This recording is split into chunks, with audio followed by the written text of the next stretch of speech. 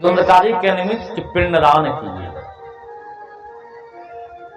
पिंडदान करने के बाद गया में श्राद्ध करने के बाद गोकर्ण जी लौट करके जब आ रहे थे तो रास्ते में पुराना गांव था जहां गोकर्ण जी का बचपन बीता था।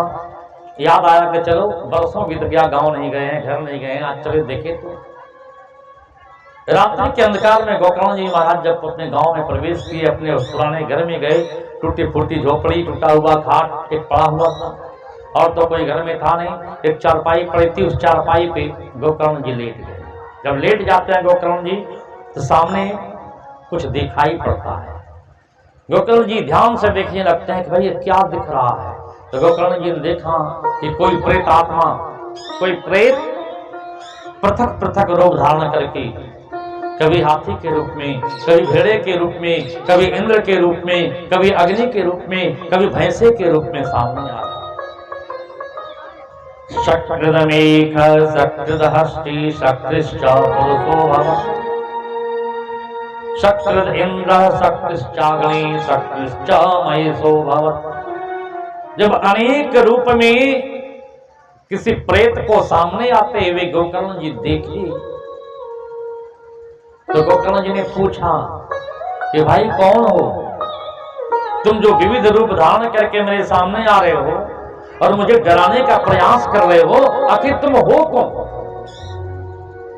था तो धुंधकारी जो प्रेत बन के घूम रहा था। तब वह प्रेत रोने लगा और रोते हुए बोला, अहो बंधो कृपा सिंधो भ्रातर मामा सुमोचय।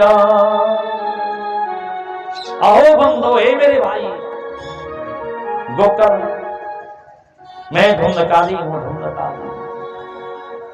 गोकर्ण जी चरपाई पर बैठ गए। क्या कह रहे हो? मैं धुंधकारी हूं। बोला प्रेत? बोला हाँ महाराज धुंधकारी हूं। अरे धुंधकारी तुम यहां कैसे?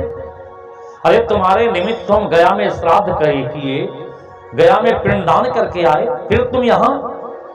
तुम्हें तो गया में होना चाहिए, फिर यहां तुम कैसे दिखते हो?